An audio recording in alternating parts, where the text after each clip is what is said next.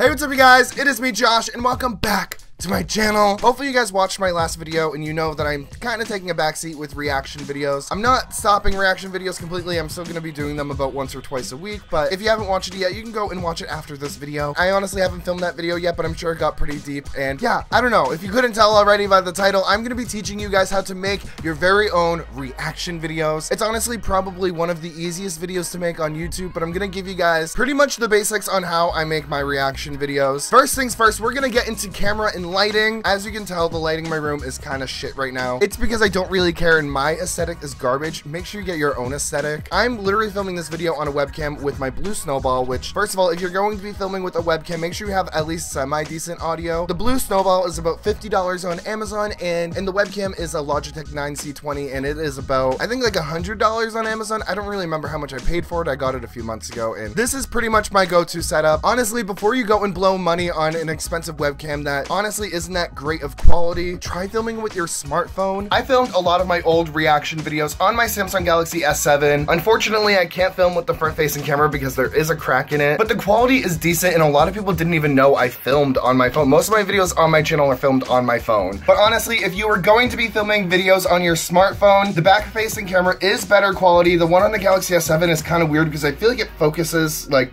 it just autofocuses a lot. I don't really know how to turn it off and I don't really like it because I like being able to see myself, hence why I like to film on my webcam. But I am going to be starting vlogs and I'm probably going to be using my phone from the start. The next thing you could use is a DSLR camera. These are very, very expensive and this one is actually my brother's. It's dead and I kind of hate filming on it mainly because with Nikon DSLRs, I think this is the D3100, you can't use your computer as a viewfinder, which I was used to with my old Canon camera, which unfortunately broke. R.I.P. But I am borrowing my brother's camera right now. I still don't really use it. This microphone is my own microphone and I actually have used it before with my smartphone. Look at my new little setup. I saved up for so freaking long to get this and like the sad thing is it's like this mic and this thing all together cost like 40 bucks. If you guys are ever like gonna film videos, just get the setup. It's pretty good. I'm gonna make a video talking about this and so I don't know. Pretty much the cheapest solution and the only thing to get decent audio is with one of these cheap mics. This is the Takstar SGC598 and this thing, which is a cell phone holder to a tripod holder thing. And obviously the best part about this adapter is that hot shoe mount on it and then you can connect this thing and then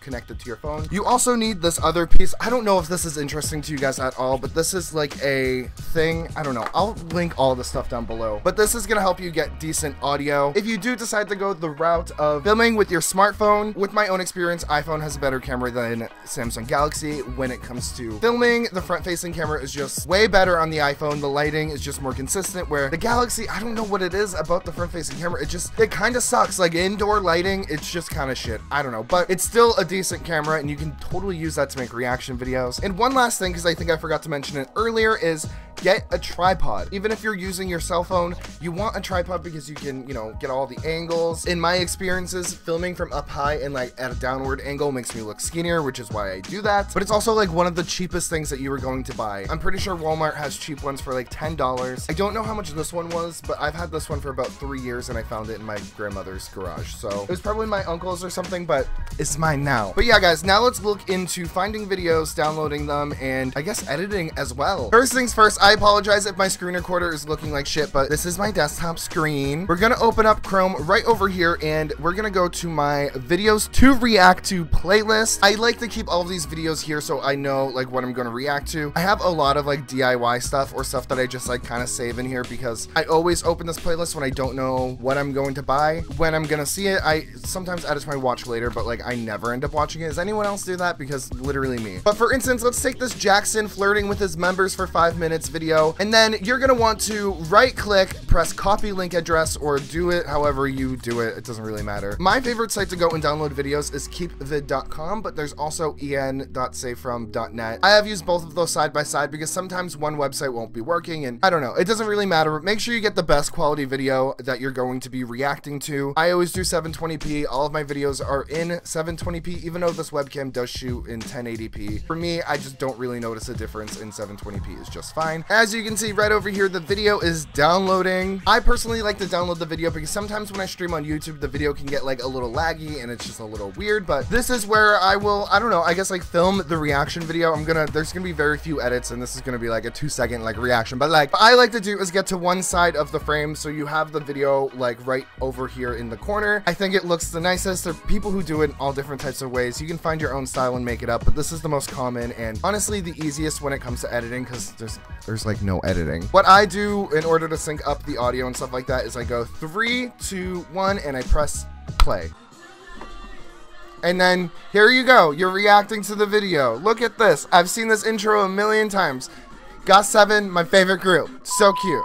And when it comes to filming reaction videos, that is pretty much it. The final thing I'm gonna get into is editing, which I didn't mention what software I use for editing at the beginning. Personally, I use Sony Vegas Pro 12, and in my experience, it has been okay. A lot of you do not have computers, which I cannot relate. Like I've grown up on computers. I love computers. You do want to have a decent computer with, I think like a high graphics card. I think that's like probably not the most important thing, but it's pretty important. I don't really know how it all works, but whenever you go and buy a computer, you can get more bang for your buck with a desktop computer, which is what I have. I also like it because I'm not on my laptop in bed. My laptop kind of sucks. It shit the bed. But yeah, where am I going with this? With Windows, it does come with Windows Movie Maker, but honestly, Windows Movie Maker is trash. It can be very choppy, and everyone I've seen use it, it just never looks good. If you are editing on a Mac, you have quite a few options with iMovie, Final Cut Pro, or Adobe Premiere. And on Windows, you pretty much have Sony Vegas Pro and Adobe Premiere. You could use Windows Movie Maker. I don't know if you could use Windows Movie Maker to do reaction videos because there's no layering, which is how you get the picture-on-picture, like the video that you're reacting to over your video. And I'm gonna quickly show you guys how I would edit a reaction video. First things first, you have to import your videos that you're going to be using. This is just some old random video. Is it a reaction video? What is this? Okay, for the sake of this, we're just gonna make sure it's a reaction video. Make sure you're parted on that one side. What I kind of hate about this is that there's a lot of open space over here, especially over here. It's kind of unnecessary. Sometimes what I like to do is move up and crop it just a tiny bit. I feel like I'm not making a lot of sense, but I'm trying. So if you guys have questions, feel free to comment below. To add tracks so we can add the video that we're going to be reacting to, right click, press insert audio track and insert video track. Move the audio track up here. We're gonna go into my side disk, my side hoe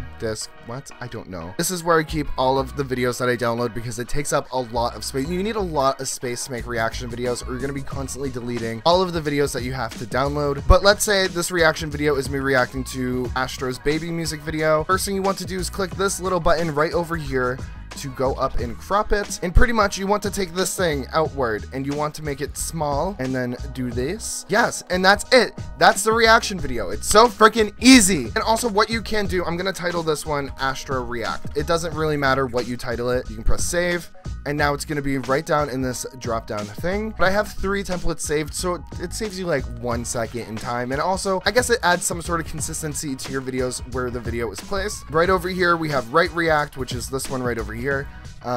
We have right react 2, which is a little smaller. I don't know why I needed that. And then there's left reaction, which is just the same as right react, but on the left side. I hope this was at least a little informative. If you guys have questions, please leave them down below and I will be glad to answer them. I also want to add, for educational purposes, there are ways to get Sony Vegas or Final Cut Pro or any other professional program that you are using for free. Just search it up on YouTube. I'm not saying I've done this. I'm just saying I know it's possible, and I know a lot of you are on a budget and you honestly just watch the video for education, you know? But yeah, I hope you guys enjoyed this video. I hope it was explanatory at all. One thing, I didn't really get into the personality aspect of it, but just be yourself when making these reaction videos. Be honest. There's a lot of reaction channels out there who are so cheesy and fake as fuck, and I can't really sit there and watch them, but I guess it is what it is, and to each their own, whatever they decide to watch and love. But yeah, guys, I hope you enjoyed this video. I love you all so much. Thank you so much for watching, and if you are still watching right now, comment down below saying Josh Dove, king of reaction videos. It lets me know that you watched until the end, and it'll make me feel hella good about myself. But yeah, I don't know, guys. I love you all so much. Thank you so much for watching, and I will see you all tomorrow.